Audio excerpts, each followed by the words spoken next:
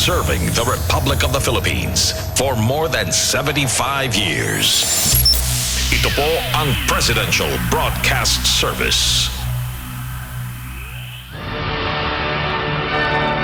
From the Presidential Palace, Manila, Dateline Malacañang.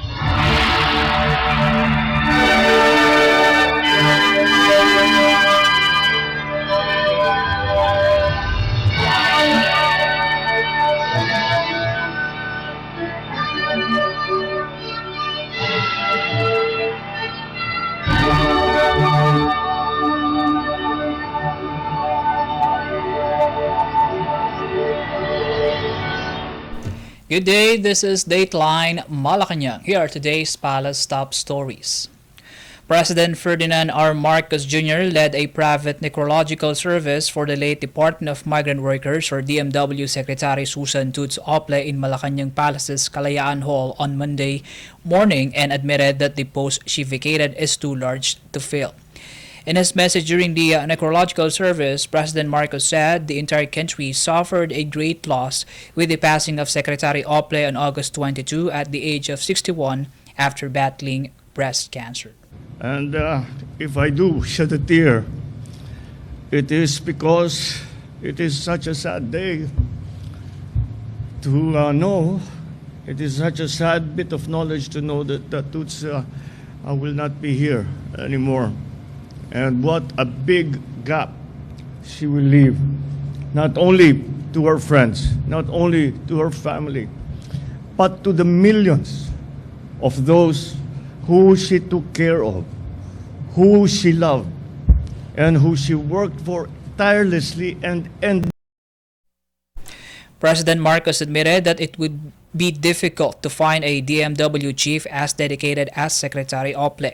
However, the president said that while he might not find a successor like Secretary Ople, the work at the DMW must continue to ensure the welfare of overseas Filipino workers or OFWs and to realize the migrant workers' chief vision for the new department. President Marcos said his friendship with Secretary Ople dates back to when he was a senator, with the late DMW secretary working with him concerning OFW welfare. He said Secretary Ople had an extraordinary sense of professionalism. At malaking respeto kito sa kanyang pagka-professional, sa kanyang kasipagan, at talaga ang punot dulo ng lahat, ang kanyang pagmamahal talaga sa kapwa Pilipino. That was on the professional side. President Marcos appointed Secretary Ople to head the newest department of the government at the start of his administration. A staunch advocate of overseas Filipino workers or OFWs' rights, Secretary Ople founded the Blas Ople Policy Center or BOPC, named after his or her father, which assists distressed OFWs in various parts of the world. Dateline Malacañang. In our news, President Ferdinand R. Marcos Jr. has signed a law establishing specialty centers in hospitals under the direct supervision and control of the Department of Health or DOH. According to Malacañang Republic Act or RA 11959 or the Regional Specialty Centers Act inked by President Marcos on August 24, mandates the DOH to establish specialty centers in its hospitals in every region as well as in government-owned or controlled Corporation or GOCC special hospitals. The DOH shall prioritize facilities for 17 specialties, which are cancer care, cardiovascular care, lung care, renal care and kidney transplant, brain and spine care, trauma care, burn care, orthopedic care, physical rehabilitation medicine, infectious disease and tropical medicine, toxicology, mental health, or geriatric care, neonatal care, dermatology care, ear, nose, and throat care, and eye care. At least one center shall be established in every region within 5 years upon the enactment of RA 11959. In a statement, Presidential Communications Secretary Cheloy Garafil said the law was signed as part of the Marcos administration's efforts to establish and institutionalize healthcare centers in the region, ensuring accessible and affordable healthcare services for all. Under RA 11959, the DOH is designated to categorize the level of service capability of the specialty centers as National Specialty Centers or NSCs, Advanced Comprehensive Specialty Centers or ACSCs, and Basic Comprehensive Specialty Centers or BCSCs under the Philippine Health Facilities Development Plan. Secretary Garafil said the establishment of specialty centers shall adhere to the guidelines set by the DOH on planning and prioritizing health facilities based on the upgrading of hospitals, evidence of the health needs and demands, and service capability of hospitals and geographic or physical access. She said the appropriate level of specialized healthcare provider role in the continuum of care, the availability of competent health human resources for specialized healthcare, and the operational and financial performance of the DOH facilities should also be considered in setting up specialty centers. Implementing rules and regulations of the law shall be promulgated by the DOH in consultation with the NSCs, DOH hospitals, and other stakeholders within 60 days from the effectivity of the law. RA 11959 takes effect 15 days from its publication in the official gazette or in a newspaper of general circulation. It is a consolidation of Senate Bill 2212 and House Bill 7751, subjected to a bicameral conference committee meeting whose report was adopted by the Senate and the House of Representatives on May 31, 2023. Malacañang has yet to release a copy of the new law. Dateline Malacañang. The National Disaster Risk Reduction and Management Council or NDRRMC reported on Tuesday that the number of families affected by bad weather due to Typhoon Goring has climbed to 19,370. This is equivalent to 63,565 persons residing in 333 barangays in Ilocos Region, Cagayan Valley, Central Luzon, Calabarzon, Mimaropa, Western Visayas, and the Cordillera Administrative Region or CAR. Of this number, 4,049 families or 14,856 persons are being served in 154 evacuation centers, while another 2,628 families or 10,116 individuals are being aided outside. The NDRRMC has yet to receive reports of any casualties as of this time. The Office of Civil Defense or OCD earlier said the affected families are those displaced and those not needing transfer or removal from their residence. The OCD also said it is continuing to coordinate response operations with its regional counterparts and other government agencies to ensure assistance in typhoon-affected areas. The government has established 11 response clusters to ensure a systematic response to the effects of disasters. This as search, rescue, and retrieval, health, internally displaced population, camp coordination and camp management, food and non-food items, logistics, law and order, emergency telecommunications, education, Philippine international humanitarian assistance, and management of the dead and missing. Dateline Malacañang. Department of the Interior and Local Government or DILG Secretary Benhur Abalos stressed that criminal cases should be filed against the driver who was caught on video brandishing a gun and assaulting a cyclist near Welcome Rotonda, Quezon City last August 8.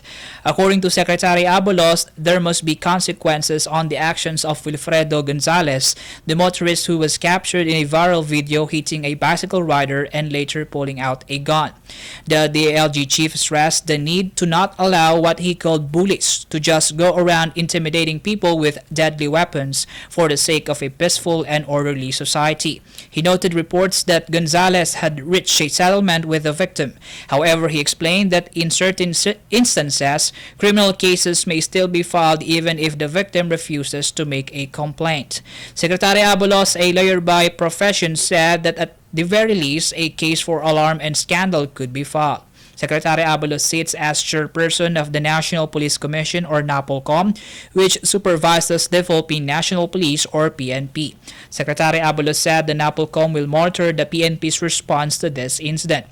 In a press briefing at the Quezon City Police District or QCPD headquarters in Camp Karingal on Sunday, Gonzales said he had already surrendered his gun to the QCPD and expressed readiness to accept the decision of the PNP with regard to his gun ownership. In the same briefing, he said he already settled with the bicycle rider. Despite the agreement, Brigadier General Benjamin Silo Jr., director of the PNP Civil Security Group or CSG, deems Gonzales' action as a ground to strip him of gun privileges. He added that measures will be continuously taken to maintain the integrity of the country's gun licensing system. Dateline Malacañang. The Marcos administration is seeking the use of 118.5 billion pesos for the Department of Social Welfare and Development or DSWD's social protection programs that will be implemented in 2024. In a statement, the Department of Budget and Management or DBM said the proposed allocation for the DSWD's promotive programs accounts for more than half of the department's total budget of 209.9 billion pesos. The DBM said 112.84 billion pesos of the 118.5 billion pesos would be allotted to the Pantawid Pamilyang Pilipino program or 4Ps, while the remaining 5.6 billion pesos would go to the Sustainable Livelihood program. The current administration's goal is to bring down the poverty rate to a single digit or 9% by 2028.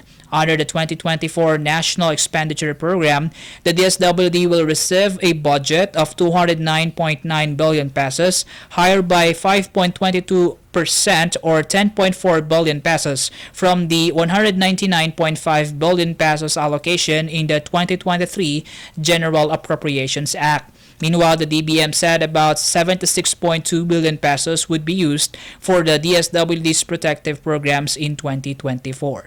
The DSWD's protective programs are the strategic grouping of sector-focused social welfare programs and services and the Disaster Response Office.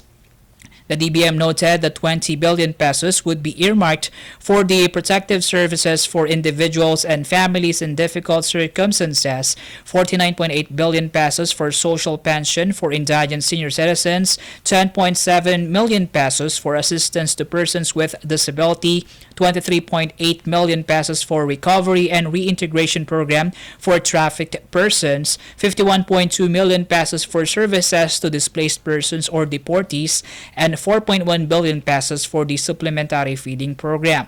It added that about 1.9 billion pesos would be allocated to the Disaster Response and Rehabilitation Program, while 1.3 billion pesos would be used for a separate Quick Response Fund.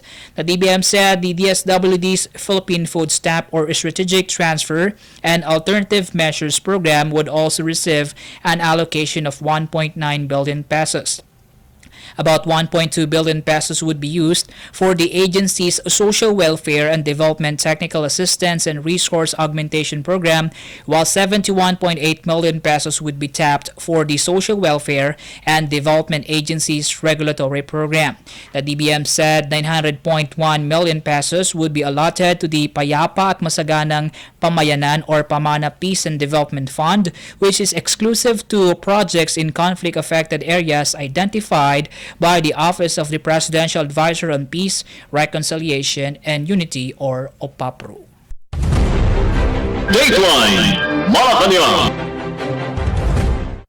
Finance Secretary Benjamin Jokno on Monday led the Philippine delegation during the 14th Philippines-Japan High-Level Joint Committee meeting on infrastructure development and economic cooperation with a special advisor to the Prime Minister of Japan, Dr. Mori Masafumi, at the Meiji Kinenkan in Tokyo, Japan.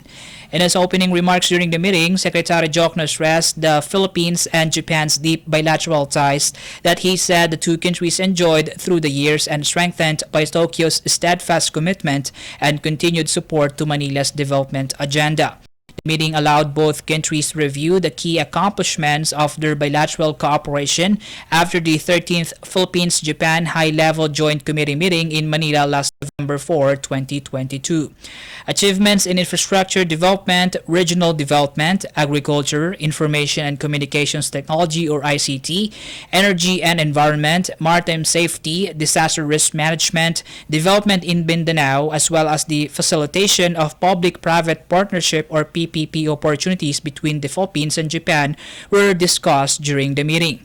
Following the high-level meeting, Secretary Jokno and Japan International Cooperation Agency or JICA Senior Vice President Nakazawa Keiichiro signed the loan agreement of the Post-Disaster Stand-by Loan or PDSL Phase 3, a 30 billion Japanese yen loan that seeks to support swift recovery after natural disasters by promoting policy adoption or actions on DRRM and strengthening disaster preparedness by providing quick disbursing budget support. Japan is the Philippines' largest official development assistance or ODA provider of loan and grant commitments amounting to around 12.92 billion US dollars or about 40.5% of the country's total ODA portfolio.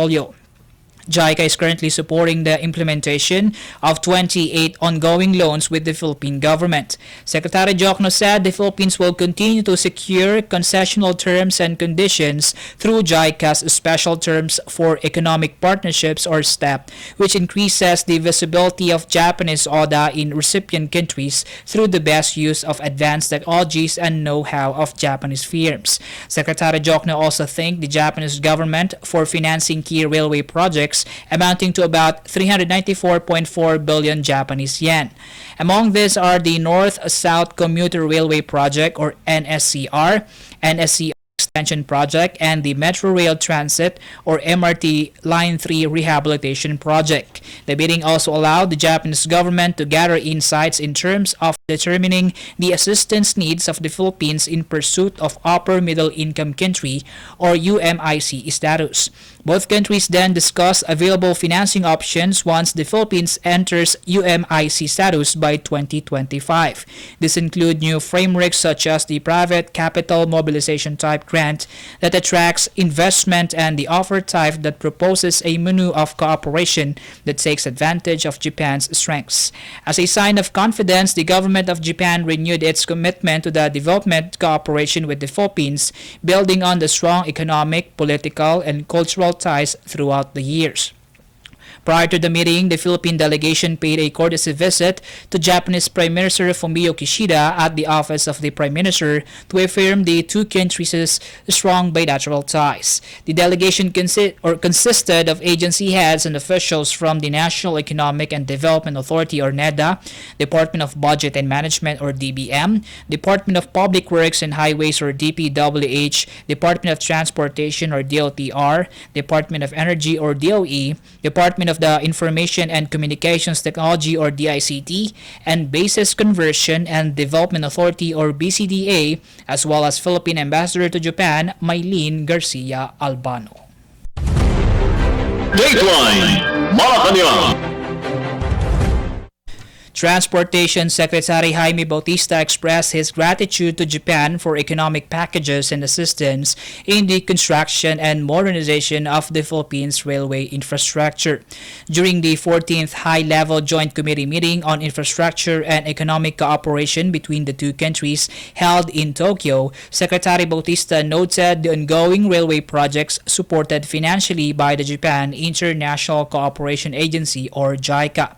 With the Metro Manila Subway, the North-South Commuter Railway, and the MRT-3 rehabilitation and maintenance projects now ongoing construction and implementation, he said the DOTR is now working on its next batch of railway cooperation projects with JICA.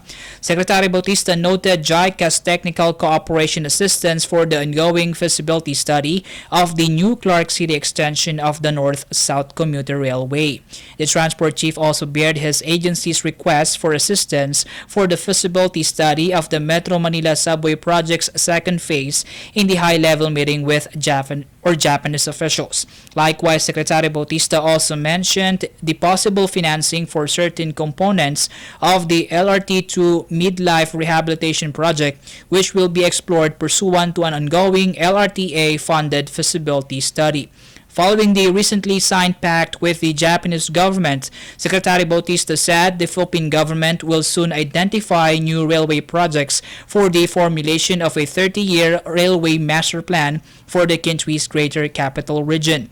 The remarks were made after members of the Philippine cabinet, led by Finance Secretary Benjamin Jokno, visited the Japan International Cooperation Agency or JICA headquarters in Tokyo, Japan, to meet with JICA President Tanaka Akihiko.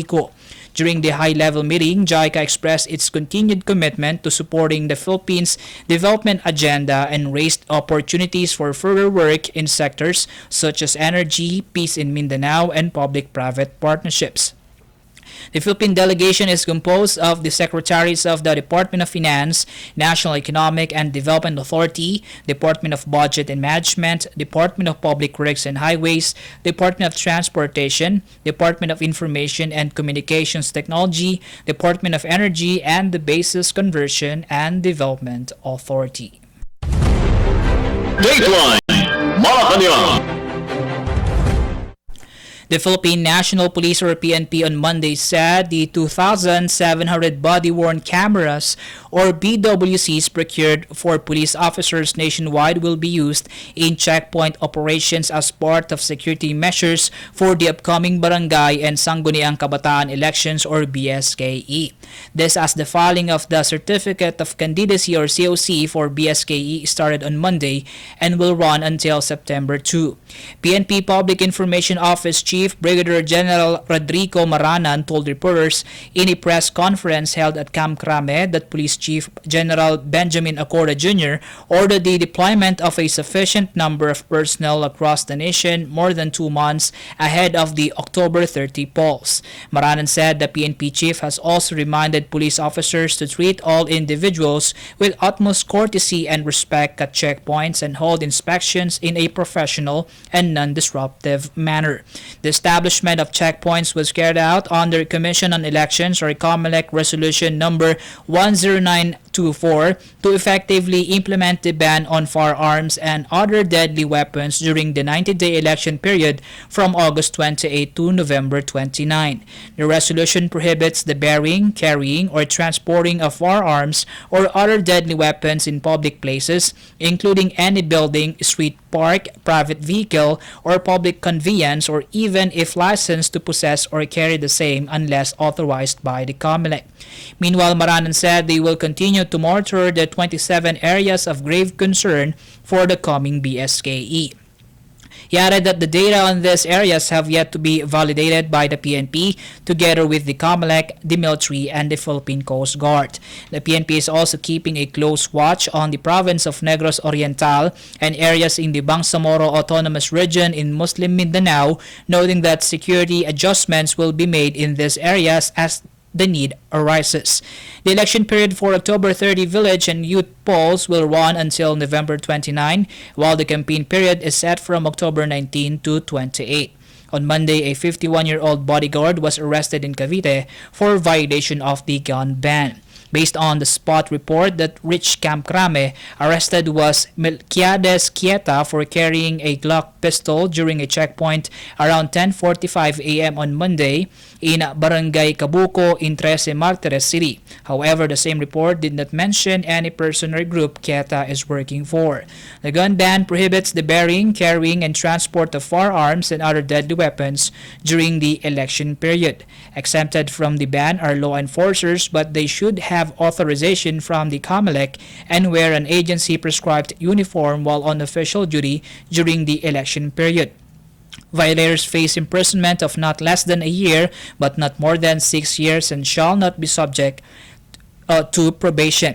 They also face disqualification from holding public office, deprivation of the right of suffrage, and cancellation or perpetual disqualification from securing a gun license.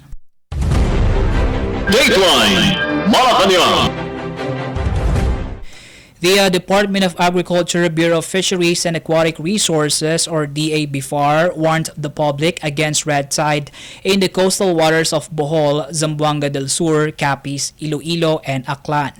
In Shellfish Bulletin Number 20 dated August 26 and released Monday, the BFAR said shellfishes collected and tested from coastal waters of Dawis and Tagbilaran City in Bohol and Dumanquillas Bay in Zamboanga del Sur are still positive for paralytic shellfish poison or PSP or toxic red tide that is beyond the regulatory limit. Moreover, Saplan Bay, particularly in Ibisan and Saplan in Capiz, Mambukyao and Kamansi, Batan in Aklan, coastal waters of Panay, President Rojas City in Capiz, coastal waters of Gigantes Islands, Carles in Iloilo, and coastal waters of Altavas, Batan, and New Washington in Batan Bay, Aklan are now positive for PSP.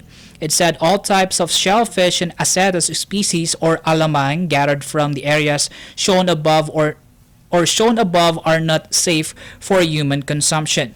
Fish, squids, shrimps, and crabs are safe for human consumption provided that they are fresh and washed thoroughly and internal organs such as gills and intestines are removed before cooking. On the other hand, the areas that are free from toxic red tide include the coastal waters of Cavite, Las Piñas, Parañaque, Navotas, Bulacan, and Bataan, particularly the towns of Mariveles, Limay, Orion, Pilar, Balanga, Hermosa, Orani, Abukay, and Samal in Manila Bay, mariculture areas in Infanta, coastal waters of Bilinao, Anda, Alaminos, Sual, and Wawa, Bani in Pangasinan, mariculture areas in Rosario and Santo Tomas in La Union, coastal waters of Pampanga, Masinloc Bay in Zambales, Pagbilao Bay, Pagbilao, and coastal waters of Walay, Padre Burgos in Quezon, Honda and Puerto Princesa Bays, Puerto Princesa City, and coastal waters of Inner Malampaya Sound, Taytay in Palawan. The areas that have not been detected with the red tide are the coastal waters of Milagros and Mandaon in Masbate. Sorsogon Bay, Huwag, Lagoon, and Matnog in Sorsogon, coastal waters of Borongon, San Dionisio in Iloilo, coastal waters of Ibi, Magalona, Talisay City, Silay City, Bacolod City, Hinigaran, and Victorias City in Negros Occidental, Tambobo and Siit Bays in Siaton, and Bais Bay in Negros Oriental, coastal waters of Daram and Zumariaga, Cambatutay, Irong-Irong, Maqueda, San Pedro, and Villarreal Bays in Samar, coastal waters of Giwan in Eastern Samar, coastal waters of Leyte, Calubian, Ormoc, Sogod, Carigara Bay, and Cancabato Bay, Tacloban City in Leyte. Also cleared from red tide are coastal waters of Biliran Island, Tantanang Bay in Zamboanga Zibugay, Murciélagos Bay in Zamboanga del Norte, and Sapang Dalaga and Balyangao in Misamis Occidental, Pangil Bay, Tangob City, and coastal waters of Osami City in Misamis Occidental, coastal waters of Baroy in Lanao del Norte, Taguines Lagoon, Benoni, Mahinog in Camiguin, Balite and Buhada Bays, Mati City in Davao Oriental, Malalag Bay in Davao Occidental and Davao del Sur, coastal waters of Nasipit in Agusan del Norte, Litalit Bay in Surigao del Norte, and coastal waters of Inatuan, Cortez, Lianga, and Bislig Bays in Surigao del Sur. Dateline Malacañang. Armed Forces of the Philippines or AFP Chief General Romeo Bronner Jr. said joint patrols with Australia on the South China Sea or West Philippine Sea are now in the offing. In a radio interview, Bronner said the planning on the measure is ongoing after this has been approved by President Ferdinand R. Marcos Jr. and the Australian government. The AFP chief said the joint patrols will be done in order to maintain a free and open Indo-Pacific and as part of the efforts to promote rules-based international order. In a joint statement on the sidelines of the Philippines and Australia's amphibious assault drills in August 25, part of the ongoing exercise Alon, the Department of National Defense Secretary Gilberto Teodoro Jr. and Australia Deputy Prime Minister and Minister for Defense Richard Marles said they have discussed the importance of all countries in the region exercising their agency in support of an Indo-Pacific region that is based on sovereignty, international law, and ASEAN centrality.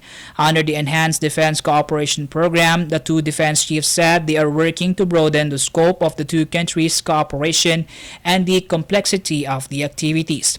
Teodoro and Marl said they agreed on the importance of all states operating safely and professionally while respecting and adhering to international law, particularly the United Nations Convention on the Law of the Sea or UNCLOS, and reaffirmed their strong support of the 2016 South China Sea Arbitral Tribunal Award. In line with this, the Philippines and Australia have recommitted to planning bilateral joint patrols in the South China Sea or West Philippine Sea and other areas of mutual interest. Some 1,760 Filipino and Australian troops participated in Exercise Allen, which will end on August 31. Participants include 560 members of the Armed Forces of the Philippines and 1,200 personnel from the Australian Defence Force, with 120 supporting personnel coming from the United States Marine Corps. Participating military assets include the helicopter landing dock HMAS Canberra, frigate HMAS Anzac, with the landing dock BRP Davao del Sur. Close air support was provided by the Royal Australian Air Force F-35A Lightning II aircraft, Australian Army M1A1 Abrams tank, and two PMC amphibious assault vehicles with airlift support by Darwin-based USMC MB-22B. Dateline Malacañang. And that concludes today's edition of Dateline Malacañang. For Radyo Pilipinas World Service, this is Win Peñano. Good day. From the Presidential Palace, Manila, Dateline Malacañang.